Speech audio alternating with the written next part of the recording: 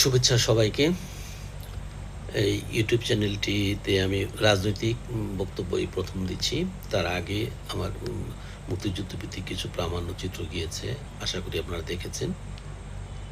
এখন থেকে চেষ্টা করব নিয়মিতভাবে কোনো রাজনৈতিক বিষয়ে বক্তব্য রাখার জন্য, এবং আমি আশা করব আপনারা যদি আমার এই বক্তব্যের চ্যানেলটিকে ভালো লাগে আপনারা অন্যদেরকে বলবেন সাবস্ক্রাইব করার জন্য, আর নিজেরা তো অবশ্যই করবেন। তো আজকে এটা রাজনৈতিক না বলে এটা সামাজিক এবং সামাজিক বিষয় ধরা যায়। যেমন অতি সম্প্রতি আমরা দেখছি যে বিভিন্ন মসজিদ মাদ্রাসায় বলাৎকারের ঘটনা হচ্ছে, ধর্ষণের ঘটনা হচ্ছে, এবং খুবই উদ্বেগজনকভাবে এই জিনিসটা বেড়ে চলেছে। আমরা দেখতে পাচ্ছি যে ভিডিওতে এগুলো প্রচুর ভাইরাল হচ্ছে যে বলাৎকারকারী একজন হুজুর, ইমাম বা এই মাদ্রাসার শিক্ষক, এগুলি ব্যাপক তোলপাড় হচ্ছে এখন এগুলি, এবং যার যেভাবে পারে গালিগালাজ করছে। এবং এটা যেটা হয় আর কি, সাধারণত যে ধরনের একটা ঘটনা যখন খুবই গুরুতর, যখন এ ধরনের অন্যায় অপরাধ ঘটে, তখন স্বাভাবিকভাবে মানুষের মধ্যে যে একটা প্রতিক্রিয়া হয়, সেই প্রতিক্রিয়াটা কিন্তু স্বাভাবিক নয়, এবং যদিও সঙ্গত কিন্তু স্বাভাবিক নয়। তবে এখন একটা বিষয় হচ্ছে কি, যে এই আমরা কিন্তু যারা বলাৎকার করছে, যারা ধর্ষণ করছে, তাদেরকে গালিগালাজ করছি ইচ্ছামতো, এবং সেখানে ধর্মীয় বিষয়গুলো আসতেই পারে, এবং এই যে ক্ষোভ, সেই ক্ষোভটা তো স্বাভাবিক। একটা প্রশ্ন হচ্ছে কি, আমি কিন্তু খুব করে ভাবছি যে ঘটনাটা কেন ওরা এই শুধুমাত্র না, বেশিরভাগ ক্ষেত্রেই দেখা কেন যাচ্ছে যে মসজিদ মাদ্রাসার যে হুজুর, ওনারা কেন এই ধরনের কাজে জড়িত হচ্ছেন। আমি একটা জিনিস আপনাকে খেয়াল করতে বলবো, যে দেখেন, সাম্প্রতিক যে ঘটনাগুলো ঘটতেছে সেগুলির মধ্যে অধিকাংশই কিন্তু কওমি মাদ্রাসায়, এবং মসজিদে যে সমস্ত ঘটনাগুলো ঘটতেছে সেখানেও কিন্তু যদি ইমাম বা যে এই অভিযুক্ত ব্যক্তিটি, সেই অভিযুক্ত ব্যক্তিটির যদি ব্যাকগ্রাউন্ড আপনারা দেখেন, তাহলে দেখতে পাবেন যে সেখানে তিনি কওমি মাদ্রাসা শিক্ষিত। তার মানে কি এই যে কওমি মাদ্রাসায় এই ধরনের শিক্ষা দেওয়া হয়, কওমি মাদ্রাসা খারাপ, কওমি শিক্ষা ব্যবস্থা খারাপ? না, খারাপ নয়। এটা আসলে টোটালি সিস্টেমের একটা অবস্থা, এবং এই সিস্টেমটা নিয়ে কেউ ভাবে না। কেন এই কওমি মাদ্রাসা শিক্ষিত এই আলেম উলামারা যারা যারা শ্রদ্ধা পান, একটা মসজিদের ইমাম, উনি যথেষ্ট শ্রদ্ধা পান কিন্তু, এবং শ্রদ্ধেয় না হলে তাকে সেখানে নিয়োগ দেওয়া হয় না, এবং তার তো লেখাপড়া আছে ধর্ম লাইনে, তারপরও তাকে এই লাইনে কেন যেতে হয়? এই মানে এই ধরনের একটা অপরাধ কর্ম তিনি কেন করেন? আমরা কিন্তু সেদিকে খুব একটা তাকাই না। আমরা একটা অপরাধীকে যথেষ্ট রকমের যতটুকু শক্তি আছে আমাদের এখন তো ফেসবুকের জামানা, ফেসবুকে যত রকমের গালিগালাজ আছে তাকে আমরা পারলে হয়তো আমাদের মারধরও করি, মারধর যে হয় না তা না। যেই লোকটার পেছনে দাঁড়িয়ে নামাজ পড়া হয়, সেই লোকটাকে হয়তো দেখা গেল জুতো মারছে, থুতু মারছে, হ্যাঁ, গালিগালাজ করতেছে, এবং যখন এটা ফেসবুকে ভাইরাল হয় তখন মানুষ যার যেইভাবে ইচ্ছা গালিগালাজ করতেছে। এটা কেন হচ্ছে আমাদের কিন্তু তলিয়ে দেখার প্রয়োজন আছে। দেখেন, একটা সাধারণ ছোট্ট একটা উদাহরণ আমি দিই, যে কেন তারা এই ধরনের অপরাধের কাজে যুক্ত হচ্ছে। এবং আমি মনে করি যে যদি এই তাদের অপরাধের বিষয়গুলো, ব্যাকগ্রাউন্ডের বিষয়গুলি যদি আমরা জানি, তাইলে আমরা বলতে বাধ্য হব তারা যে এই অপরাধগুলো করতেছে, এই অপরাধের দায় সমাজের অন্যদেরও আছে। বিষয়টা দেখুন খেয়াল করে, একটা কওমি মাদ্রাসায় যখন একটা লোক লেখাপড়া শেষ করে তার 12-14 বছর চলে যায়, 12-14 বছর চলে যাওয়ার পরে বা 15 বছর চলে যাওয়ার পরে উনি একজন শিক্ষিত লোক হন। শিক্ষিত লোক হওয়ার পর তার চাকরিটা কি? একটা মাদ্রাসায় চাকরি, কওমি মাদ্রাসায় চাকরি, অথবা উনি একটা মসজিদের ইমাম হন, মুয়াজ্জিন হন, বা খতিব হন, এই পর্যন্তই। আচ্ছা, এখন দেখেন এইখানেই হচ্ছে আসল বিষয়টা। 14 বছর পর্যন্ত লেখাপড়া করার পর একটা মানুষ যখন মসজিদের ইমাম হন, এবং সেই ইমাম মাসোহারা পান ৭,০০০, ৬,০০০ টাকা। একটা মসজিদ, একটা মাদ্রাসার শিক্ষক হওয়ার পর যখন তার সর্বোচ্চ বেতনে ৮,০০০, ১০,০০০ টাকা, তার পক্ষে স্ত্রী, পরিবার নিয়ে এক এক জায়গায় বসবাস করা সম্ভব হয় না। আপনার একটা জিনিস খেয়াল করলে দেখবেন এই ঘটনাগুলো যেইখানেই ঘটে প্রত্যেকটা জায়গাতেই তাদের দেখা যাবে যে তাদের পরিবার দূরে থাকে এবং পরিবার দূরে থাকার কারণে তার জৈবিক যে চাহিদা আছে সেই চাহিদাটা তো অপূর্ণ থাকে না। অপূর্ণ থাকতে পারে, অপূর্ণ রাখতে পারে না, এটা প্রকৃতির বিষয়। তখন সে বিকল্প চিন্তাভাবনা করে বিকৃত অবস্থা তার তৈরি হয় এবং সে এ ধরনের কাজগুলো করে। এখন প্রশ্ন হচ্ছে কেন ৭,০০০-৮,০০০ টাকা জন্য সে ১৪ বছর পর্যন্ত খাটতেছে এবং কওমি মাদ্রাসায় লেখাপড়া করার পর তার পক্ষে কেন সম্ভব হয় না জীবন নির্ভর কোনো কর্মসংস্থান করতে? আপনি অবাক হবেন যেই লোকটা আপনার কওমি মাদ্রাসায় লেখাপড়া করার পর হয়তো অটো রিক্সা চালায়, তার জন্য কিন্তু এই ধরনের অপকর্মগুলি করার নজির খুবই কম আছে। কারণ অটোরিকশা চালক একজন মাদ্রাসা শিক্ষকের চেয়ে অনেক, অনেক, অনেক বেশি ইনকাম করে এবং সে তার স্ত্রী, সন্তান নিয়ে পরিজন নিয়ে কিন্তু বসবাস করছে। ফলে তার মধ্যে যে জৈবিক চাহিদাটা পূরণ হওয়ার মতো ব্যবস্থা আছে, আর মাদ্রাসা শিক্ষক যিনি তার মধ্যে নেই। এখন এই যে এই অবস্থাটা, এইটার পরিবর্তনের জন্য আমরা কতটুকু উদ্যোগ নিয়েছি, রাষ্ট্র কতটুকু উদ্যোগ নিয়েছে? রাষ্ট্রের দায়িত্ব কি শুধুমাত্র অপরাধ করার পর তাকে শাস্তি দেয়া? অপরাধ যাতে প্রতিরোধ হয় সেই ব্যবস্থাটা তো করতে হবে। আমাদের দেশের এই কওমি শিক্ষা ব্যবস্থাটা এখনো সেকেল রয়ে গেছে।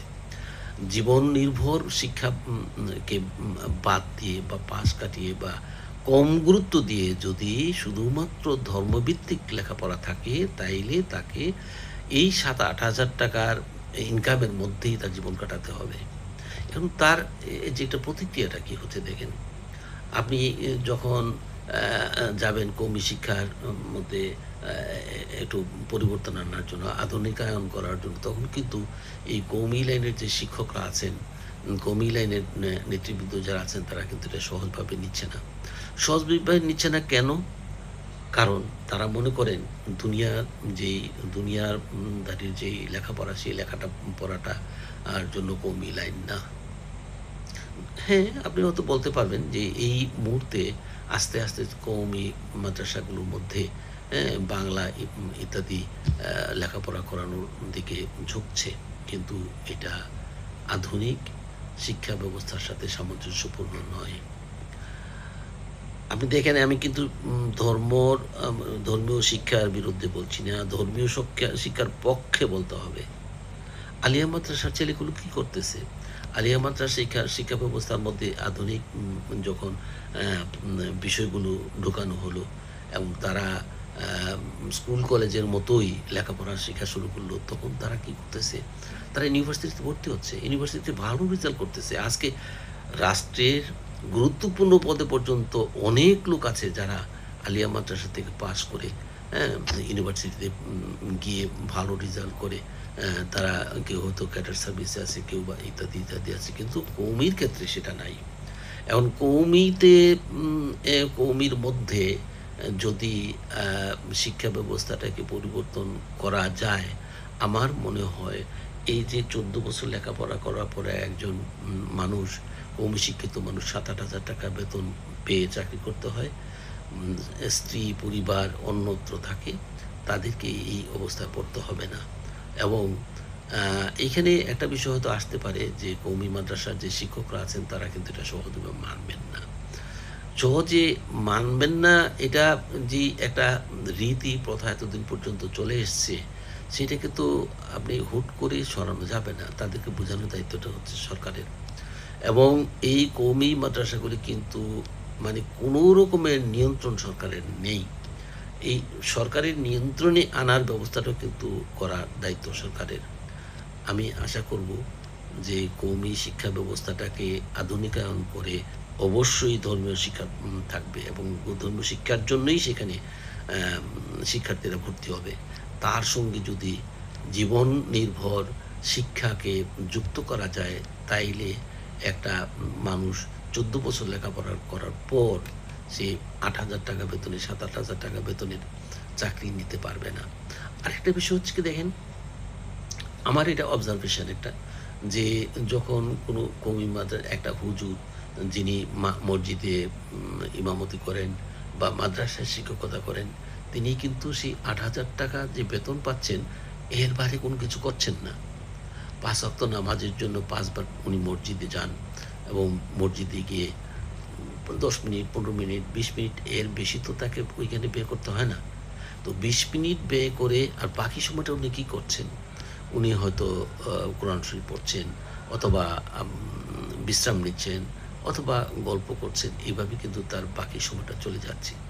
এবং এই সময়টাকে কাজে লাগাতে হলে আপনি মসজিদের ইমামতির পাশাপাশি যদি, মাদ্রাসার শিক্ষকতার পাশাপাশি যদি আপনি আরও আয় রোজগার হয়, সেই ব্যবস্থাটা করতে পারেন, তাইলেও কিন্তু এই যে এই শ্রেণীর যারা আমরা অভিযোগ করে আসছি, তাদের জীবনধারাটা পাল্টে যাবে।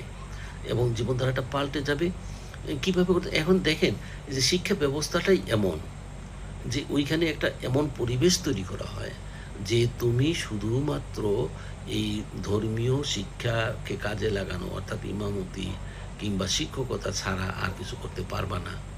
এবং তার মন মজ্জায় কিন্তু সেই জিনিসটা ঢুকে যায়। ফলে দেখা যায় কি, একজন ইমাম, একজন মুয়াজ্জিন, তিনি এর বাইরে কিছু করছেন না। এখন অনেক কিছু মানে জীবন জগৎ সব পাল্টে গেছে। অনেক কিছু করার মতো কিন্তু আছে। এখন এই দিকে একটু নজর দেওয়া খুবই জরুরি। নাইলে এই যে ধর্ষণ, বলাৎকার, এগুলি থামানো যাবে না। শুধুমাত্র শাস্তি দিয়ে, শুধুমাত্র বিচার করে এগুলি থামানো যাবে না। থামাতে হলে ভাবতে হবে প্রথমত কওমি শিক্ষা ব্যবস্থাকে আধুনিকায়ন করতে হবে। অবশ্যই ধর্ম শিক্ষাকে প্রাধান্য দিয়ে, এবং পরিবেশগত দিকগুলিকে আপনাকে খেয়াল রাখতে হবে, যাতে করে এমন পরিবেশ তৈরি হয় যে কওমি লাইনে শিক্ষার পর শুধু ইমামতি বা শুধু মাদ্রাসা শিক্ষকতার পাশাপাশি আরও কিছু করতে পারে, সেই দিকে খেয়াল রাখা। আর হচ্ছে, যারা এখন কয়েক লক্ষ ইমাম এবং মুয়াজ্জিন এ ধরনের আছেন, বিভিন্ন গ্রামে গ্রামে মসজিদ মাদ্রাসাগুলিতে তোমরা ইমামতি করছেন, আজান দিচ্ছেন, এবং তাদেরকে মোটিভেট করাটা কিন্তু খুব জরুরি।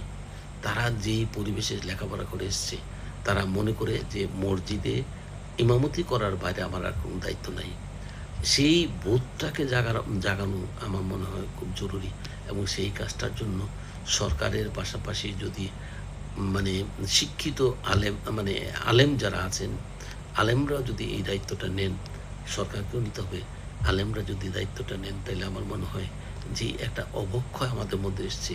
আপনারা জানেন কি, আমরা তো যে কোনো ধর্মীয় বিষয়ে কোনো ধারণা নেওয়ার জন্য, কোনো পরামর্শের জন্য যেই লোকটার কাছে যাই, সেই লোকটাকে যখন মানুষ থাপ্পড় মারে, চড় মারে, গালিগালাজ করে, তখন ধর্মের উপর কিন্তু এটা আল্টিমেটলি প্রভাব পড়ে।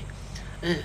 ওই ফেসবুকে দেখা যাচ্ছে কি, একের পর এক ৫টা ৭টা ছবি দিয়ে দেওয়া হলো যে এই ধর্ষক, এবং প্রত্যেকের মাথায় টুপি এবং দাড়ি। এটা কি আমার রাসূলুল্লাহ সাল্লাল্লাহু আলাইহি ওয়াসাল্লামের যে সুন্নত, আমার সুন্নত এবং সুন্নতের চেহারা, সেইগুলি কি এটা অ্যালাউ করে না। এবং মানুষ এখন ওই দাড়ি টুপি কেউ পর্যন্ত যে যাদের কারণে অপমানিত হচ্ছে, হ্যাঁ? এখন দাড়ি টুপির দিকে মানুষের একটা মানসিকতা অন্যরকম হয়ে যাচ্ছে। এর জন্য দায়ী কিন্তু এই অপরাধীরা। সেই অপরাধকে যখন কন্ট্রোলে আনা যাবে, তখন ধর্মের প্রতি যে আকর্ষণটা আরও বাড়বে। মানুষ বিকৃত চিন্তাভাবনা করতে পারবে না, তাদেরকে গালিগালাজ করতে পারবে না। এই জিনিসগুলি আমার মনে হয় যে খুব গভীরভাবে আমাদের চিন্তা করা উচিত। আজকে এই পর্যন্তই। আবার আগামীতে ইনশাআল্লাহ অন্য কোনো টপিক নিয়ে হাজির হব। ধন্যবাদ সবাইকে।